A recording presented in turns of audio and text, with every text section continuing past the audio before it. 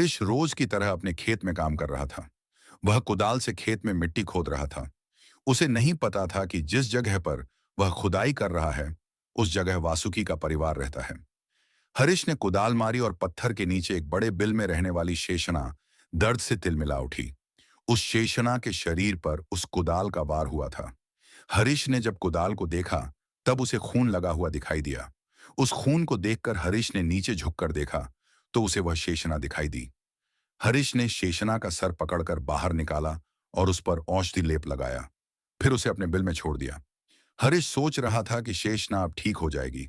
हरीश घर आ गया, लेकिन उसे बहुत बुरा लग रहा था। हरीश की पत्नी कमला ने पूछा कि क्या हुआ? आप इतने उदास क्यों लग रहे हो? आज मुझसे एक बहुत बड़ी भूल हो गई है। कमला, हरीश ने बताया। ऐसा क्या हुआ है? हरीश की बेटी प्रिया ने हरीश के पास आते हुए पूछा। बेटा, आज कुदाल से खेत में खुदाई करते समय एक शेषणा जख्मी हो गई। उसका पेट देखकर लग रहा था कि जैसे वह गर्भवती हो। मुझे तो उसकी बहुत चिंता हो रही है। हरीश की यह बात सुनकर कमला ने कहा, फिर आपने क्या किया? हरीश ने बताना शुरू किया कि कैसे उसने शेषना को पकड़ा और उस पर लेप लगाकर फिर उसे उसके बिल में छोड़ दिया। पिताजी, तो फिर आप इतनी चिंता क्यों कर रहे हैं? वह शेषना जल्दी ही ठीक हो जाएगी। हाँ, उम्मीद तो वही है, हरीश ने मायूस होकर कहा। शेषना अपने बिल में आ गई, लेकिन अभी भी वह बहुत दर्द में थी। कुछ देर के बाद उसका वासुकी अपने बिल में आया और उसने देखा कि उसकी पत्नी के शरीर पर घाव के निशान हैं और वह दर्द से तड़प रही है। शेषना गर्भवती थी और कुछ ही दिनों में अपने अंडे डालने वाली थी। वासुकी को अपनी पत्नी की हालत देखकर बहुत गुस्सा आया। उसने शेषना से पूछा कि यह सब कैसे हुआ। तब शेषना ने उसे हरीश के बारे में बताया।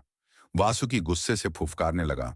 उसने यह ठान लिया कि जिस हरीश की वजह से उसकी प्यारी पत्नी की ऐसी हालत हुई है, उसे नहीं छोड़ेगा।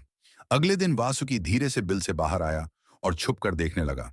तब प्रिया खेत में हरीश के साथ काम कर रही थी। प्रिया को देखकर वासुकी ने सोचा कि हरीश को सबक सिखाने के लिए उसकी बेटी का सहारा लेना चाहिए। किसी काम से हरीश खेत से थोड़ा दूर चला गया।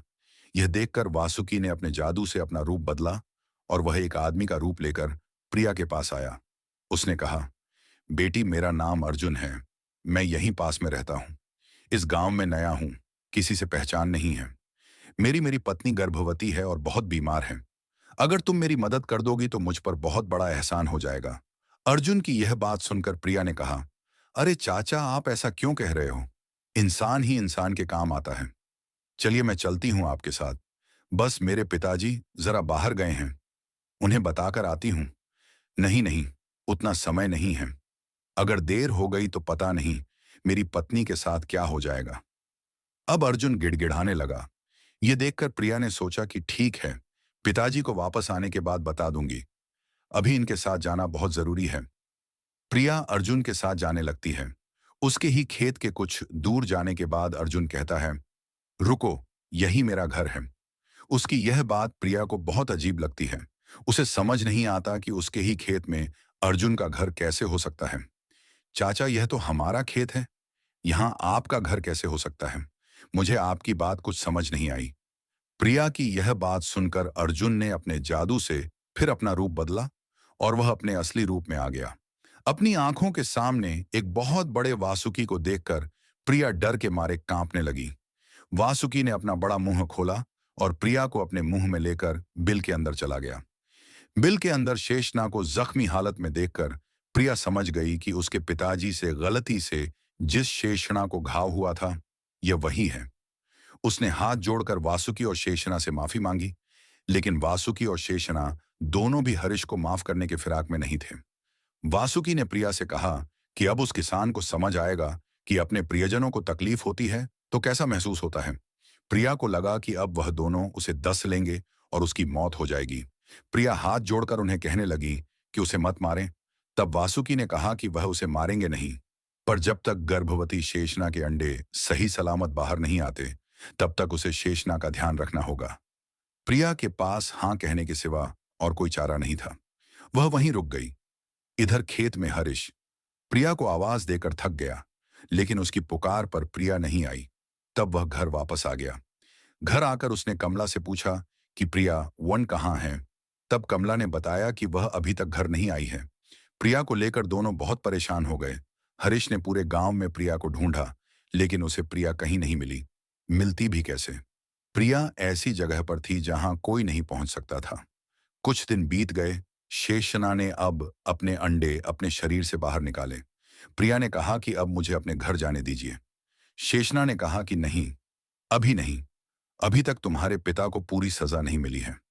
जब तक मेरे बच्चे अंडों से बाहर नहीं आते, तब तक तुम यहीं रहोगी। प्रिया चुप हो गई और शेषना के बच्चे अंडे से कब बाहर आएंगे, उसका इंतजार करने लगी। फिर कुछ दिनों के बाद शेषना के अंडों का छिलका टूटने लगा। शेषना समझ गई कि अब उसके बच्चे बाहर आने वाले हैं। बिल में अंधेरा था, इसीलिए शेषना ने मिट्टी का एक दिया प्रिया को जलाने को कहा और प्रिया उस जलते दिए को लेकर खड़ी हो गई।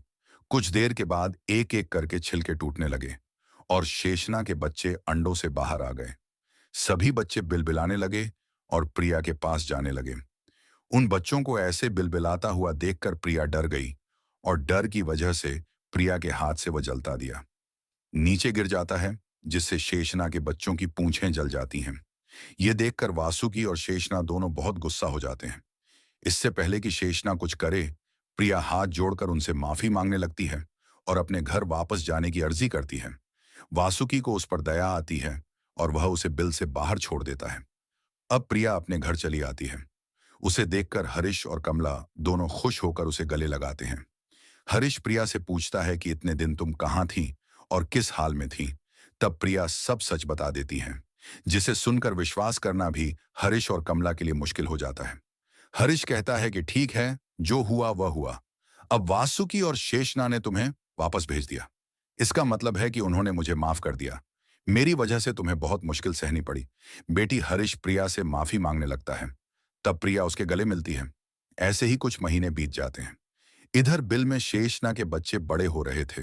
शेषना के बच्चों ने एक दिन देखा कि उनके माता पिता की पूंछें लंबी हैं, लेकिन उनकी पूंछें छोटी और जली हुई हैं।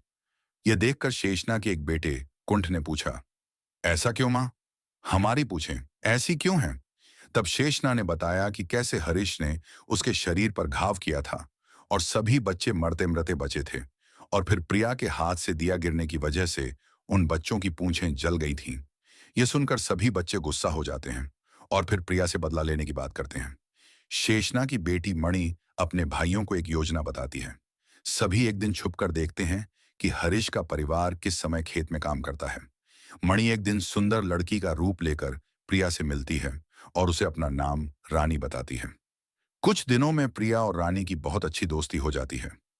रानी अब अक्सर प्रिया के घर आने जाने लगती है, लेकिन वह कहाँ रहती है, यह अब तक किसी को पता नहीं था। एक दो बार जब प्रिया ने उससे उसके घर के बारे में पूछा था, तब उसने बात को टाल दिया था। ऐसे ही एक दिन उसके जाने के बाद हरीश और कमला ने प्रिया से पूछा, तुम्हारी यह सहेली रानी बहुत प्यारी है, लेकिन वह अपने बारे में कभी कुछ नहीं बताती है। कहाँ रहती है, उसके माता पिता कौन हैं, क्या करते हैं, हमें कुछ भी पता नहीं है। उनके इन सवालों के जवाब प्रिया के पास भी नहीं थे। उसने बस उन दोनों से इतना ही कहा कि मैं भी नहीं जानती। लेकिन रानी को बुरा ना लगे, इसलिए मैं उसे ज्यादा कुछ पूछती नहीं हूं। अब लगभग रोज ही रानी बनी मणि प्रिया के साथ हरीश के घर आने लगती है, लेकिन अभी भी उसे प्रिया या बाकी किसी को डसने का मौका नहीं मिल रहा था। एक दिन जब वह अपने बिल में गई, तब उसके भाइयों ने पूछा कि अब तक तुमने उन लोगों को जिंदा क्यों छोड़ा है। तब उसने बताया कि मुझे मौका नहीं मिल रहा है और शायद उनकी किस्मत बहुत ज्यादा अच्छी है जो हर बार बच जाते हैं, लेकिन मैं अब जल्दी ही उनके पूरे खानदान को सबक सिखाऊंगी। उस समय वासुकी और शेषना ने अपने बच्चों को समझाने की कोशिश की कि उन्हें यह बदले की भावना छोड़ देनी चाहिए। हम दोनों उन्हें पहले ही सजा दे चुके हैं, लेकिन बच्चों ने उनकी बात नहीं मानी और कहा कि बिना पूछे हमारी खूबसूरती को दाग लगाया है। नाक का लचीला शरीर और उसकी लंबी पूंछ उसकी सुंदरता की निशानी होते हैं, जो उस लड़की ने हमसे छीन लिया है। इसीलिए अब हम भी उसका सब कुछ छीन लेंगे। बहना, अब हम ज्यादा इंतजार नहीं कर सकते, इसीलिए तुम जल्दी कुछ करो। अगले दिन रानी प्रिया के घर आती है और उसे कहती है कि आज उसके घर वाले कहीं बाहर जा रहे हैं और वह घर पर अकेली है, लेकिन उसे अकेले रहने में बहुत डर लगता है। तब हरीश कहता है कि बेटा, अगर ऐसी बात है तो आज रात तुम यहीं रुक जाओ। वह भी यही चाहती थी, इसलिए वह बिना कुछ सोचे हाँ कह देती है। रात हो जाती है और सब सो जाते हैं। रानी प्रिया के साथ उसके कमरे में सो जाती है। कुछ देर के बाद प्रिया गहरी नींद में सो जाती है और इसी बात की तसल्ली करके रानी अब अपने असली नागिन के रूप में आ जाती है। वह अपने मन में कहने लगती है कि बस आज तुम सबकी आखिरी रात है। सबसे पहले मैं इसे ही डसूंगी जिसकी वजह से मेरी और मेरे भाइयों की पूंछें जल गई हैं। मणि अब रेंगते हुए प्रिया के पास आती है और उसे डसने ही वाली होती है कि तभी हरीश आता है और एक लकड़ी से मणि का सर पकड़कर रोकता है। अब वह कुछ नहीं कर पाती है।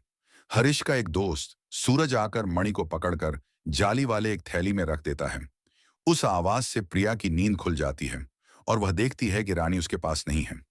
हरीश को उसके कमरे में देखकर प्रिया पूछती है कि क्या हुआ, ये शोर कैसा और रानी कहाँ है। अपनी सहेली के लिए प्रिया को इतना परेशान देखकर हरीश ने उसे थैली के अंदर की मणि दिखाई। मणि को देखकर प्रिया डर जाती है और सोचने लगती है कि शायद उस नागिन ने रानी को डस लिया है। लेकिन तब हरीश उसे बताता है कि वह नागिन ही रानी है। यह सुनकर प्रिया को बहुत धक्का लगता है। वह पूछती है कि आपको यह कैसे पता। तब हरीश ने उसे बताया कि पिछले कुछ दिनों से मैं तुम्हारी इस नई और अनोखी दोस्त पर नजर रख रहा था। कुछ दिनों से हमारे घर का खाना जहरीला हो रहा था, पर मैंने यह बात तुम्हें नहीं बताई थी। तुम्हें तो पता है कि मैं रोज खाना खाने से पहले गांव के गली के कुत्तों और पक्षियों को खाना खिलाता हूं। उस दिन भी मैं रोज की तरह उन्हें खाना दे आया और उसके बाद मुझे पता चला कि उन कुत्तों और पक्षियों की मौत हो गई। मुझे तभी शक हुआ था, लेकिन फिर मैंने इस पर नजर रखना शुरू किया। जब यह हमारे घर आती थी तब हमें बातों में उलझाकर खाने में अपना जहर मिला देती थी। इसका मंसूबा हम सबको एक साथ ही मार डालना था। लेकिन मैं हर बार वह खा मुझे भी मौका दिखाई देने लगा इसे पकड़ने का। इसलिए मैंने कहा कि आज की रात यहीं रुक जाओ। प्रिया ने पूछा कि अब इसके साथ क्या करेंगे, नाग को मारना तो पाप होता है। हरीश ने कहा कि हाँ, तुम सही कह रही हो। इसलिए अब इसे और इसके परिवार को जंगल में छोड़ आएंगे, जहां इन्हें किसी इंसान से कोई परेशानी नहीं होगी और यह भी किसी को परेशान नहीं करेंगे। फिर हरीश और उसका दोस्त सूरज उस मणि को अपने खेत में लेकर जाते हैं और बिल से वासुकी के पूरे परिवार को बाहर निकालते हैं। उन सबको अलग अलग थैलियों में भरकर दूर जंगल में छोड़कर आ जाते हैं, जहां से वे कभी फिर इंसानी बस्ती में वापस नहीं आ पाते। हरीश की सूझबूझ से उसके परिवार की जान बच जाती है और नागों को भी नया और सुरक्षित घर मिलता है।